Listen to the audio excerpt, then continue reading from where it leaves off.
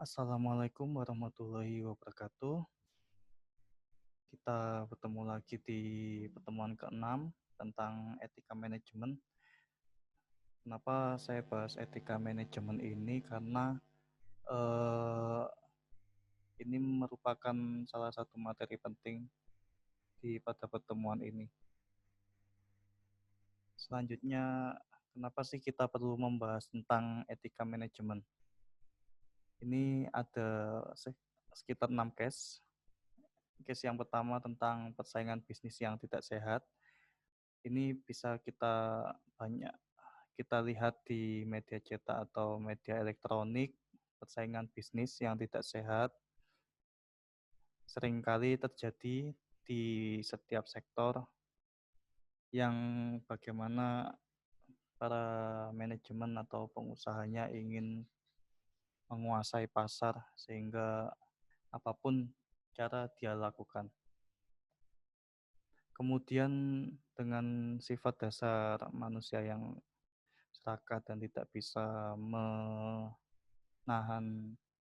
hawa nafsunya, menjadikan perusahaannya memonopoli pasar, sehingga ada kerjasama dengan salah satu, mungkin dengan pesaingnya, dan menyingkirkan pesaing yang lain.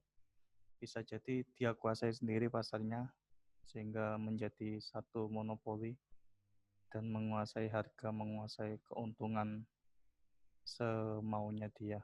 Kemudian yang ketiga, pemberian fee kepada pihak PIC. Ini juga seringkali terjadi di masyarakat, apakah dalam bentuk fee project atau fee pengadaan. Kemudian bertindak KKN dan amoral terhadap karyawannya, korupsi, kolusi, nepotisme ya. Korupsi sudah pasti seringkali banyak di perusahaan swasta atau di institusi dimanapun, banyak yang tergoda dengan manajemen melakukan tindakan korupsi. Kemudian kolusi juga berusaha memasukkan kenalannya atau saudaranya di organisasi atau perusahaannya, dan nepotisme. Bertindak amoral juga, bagaimana mungkin selama ini kita ketahui ada tindakan-tindakan yang tidak pantas diterima oleh karyawannya. Kemudian penilaian kinerja bersifat subjektif dan terdapat unsur like dislike. Ini sering beberapa kali terjadi di institusi atau di perusahaan. Dalam penilaian kinerjanya tidak menggunakan sifat objektif sesuai dengan target kinerjanya atau capaian kinerjanya, dan jika suka maka diberikan nilai tinggi, jika tidak suka diberikan nilai rendah. Ini yang kurang baik. Kemudian memberikan gaji yang tidak layak. Case ini seringkali kita lihat, terutama ramai juga setiap akhir tahun, di mana sedang rame-ramenya kenaikan UMK, dan beberapa juga masih banyak yang memberikan gaji yang di bawah UMK. Di situ sebagai manajemen atau pengusaha juga eh, antara etisnya, apakah sebetulnya UMK itu ke upah minimum ya. Upah itu sudah minimum untuk kebutuhan sehari-hari, tapi jika digaji di bawah minimum ini, yang apakah cukup atau layak untuk keluarganya. Di situ kadang yang sering etikanya jadi kurang, masih diabaikan.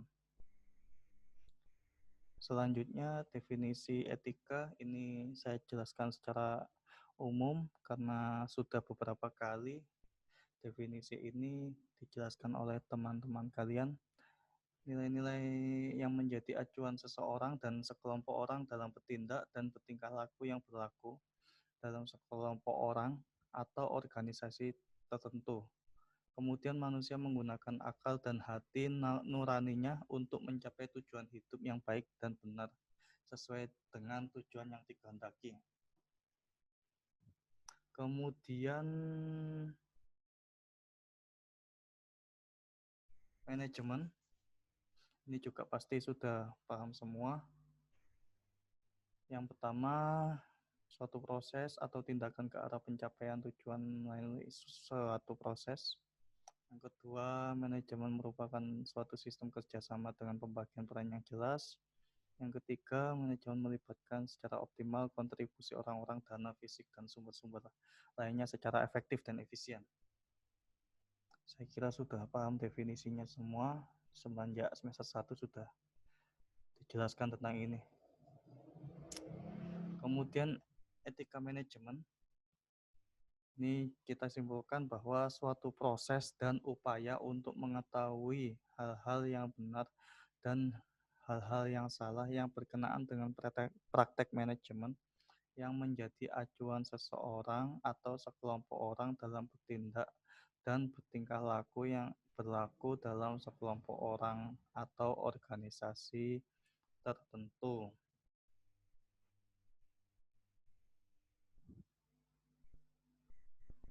Kemudian tentang tujuan dan fungsi etika manajemen ada 5. Yang pertama, untuk mendapatkan konsep yang sama mengenai penilaian baik dan buruknya perilaku atau tindakan organisasi dalam ruang dan waktu tertentu. Maksudnya di sini ada kesepakatan antara setiap individu dalam organisasi atau perusahaan tersebut, mana yang dinilai baik dan mana yang dinilai buruk, biasanya dituangkan dalam pedoman perilaku, buku pedoman perilaku atau peraturan perusahaan atau kode etik profesi. Kemudian yang kedua, mengarahkan perkembangan organisasi menjadi suasana yang harmonis, tertib dan teratur, damai dan sejahtera. Ini sudah pasti ketika penilaian baik buruknya sudah disepakati, maka tujuannya untuk suasana yang harmonis, tertib, teratur, damai, dan sejahtera. Yang ketiga, mengajak orang bersikap kritis rasional dalam mengambil keputusan secara otonom. Ini maksudnya ketika sudah jelas pedoman tadi, pedoman perilaku penilaian baik buruk, maka setiap individu di dalam organisasi tersebut mengajak untuk bersikap kritis dan rasional. Artinya mereka bisa memahami setiap keputusan apa dampaknya.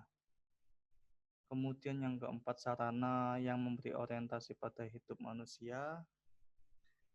Yang dimaksud di sini sehingga kita mempunyai tujuan pada hidup setiap manusia, di mana ada penilaian baik buruknya tadi.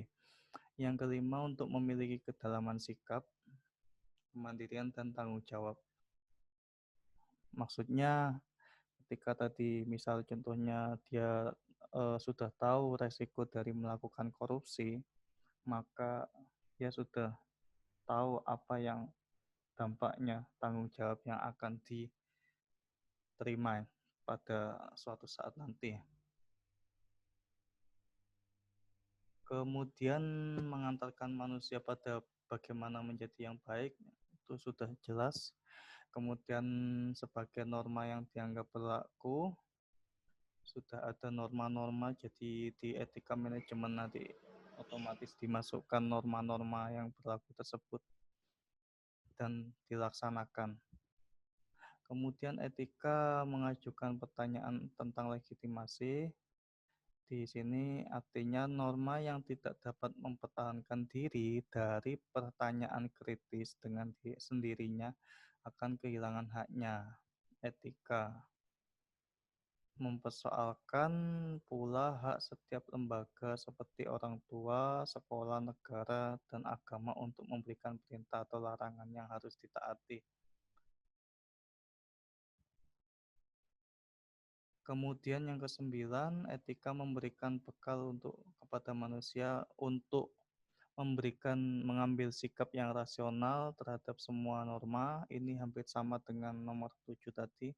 Kemudian nomor 10, etika menjadi alat pemikiran yang rasional dan bertanggung jawab bagi seorang ahli dan bagi siapa saja yang tidak mau diombang-ambingkan oleh norma yang ada. Artinya di sini ini hampir sama yang di depan tadi,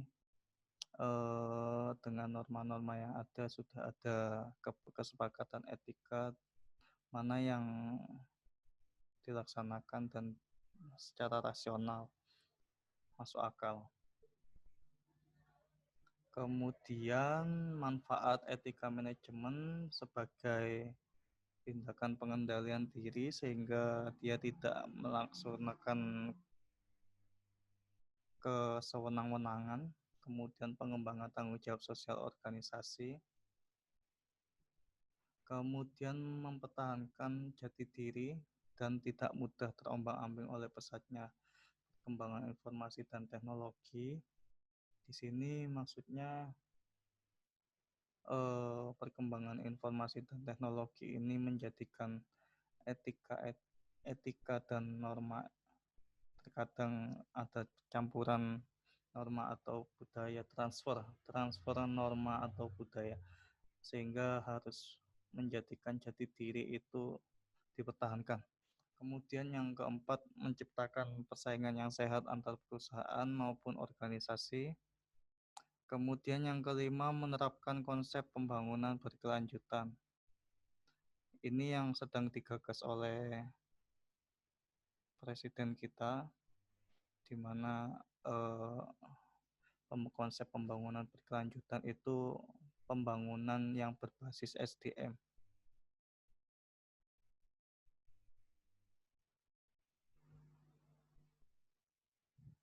Selanjutnya, guna menghindari sifat KKN yang dapat merusak tatanan moral, jadi memang etika manajemen agar setiap manusia, setiap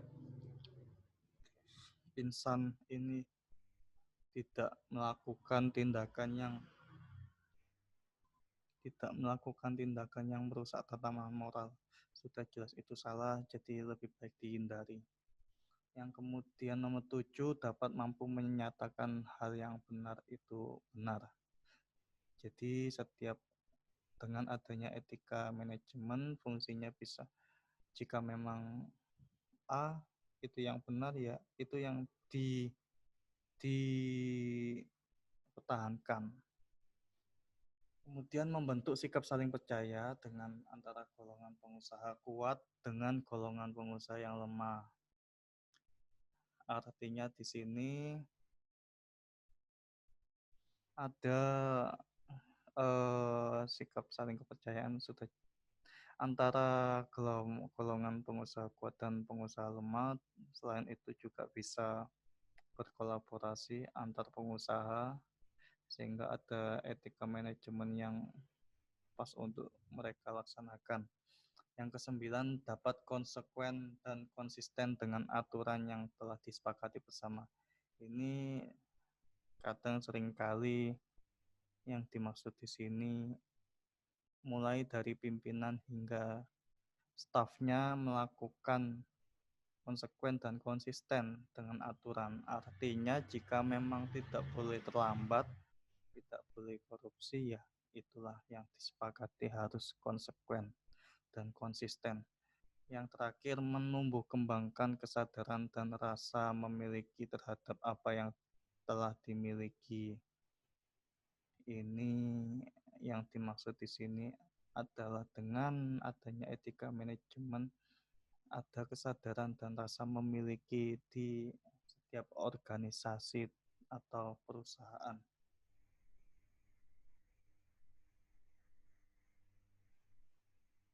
Kemudian faktor-faktor yang mempengaruhi etika manajemen ada niat kerjanya, harus didasari dengan niat ibadah, bahwa memang kita niat bekerja dengan ibadah untuk mencari rezeki yang halal dan untuk nafkah keluarga.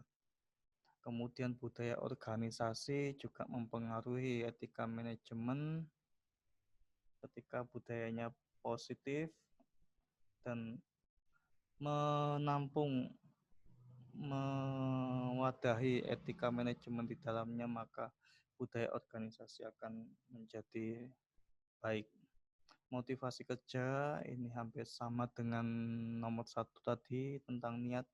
Ketika motivasi kerjanya sudah mencari uang untuk kemudian foya-foya atau keliling jalan jalan-jalan ke luar negeri, itu sudah motivasinya kurang baik, maka nantinya ketika bekerja juga cenderung etika di tidak tidak dipatuhi.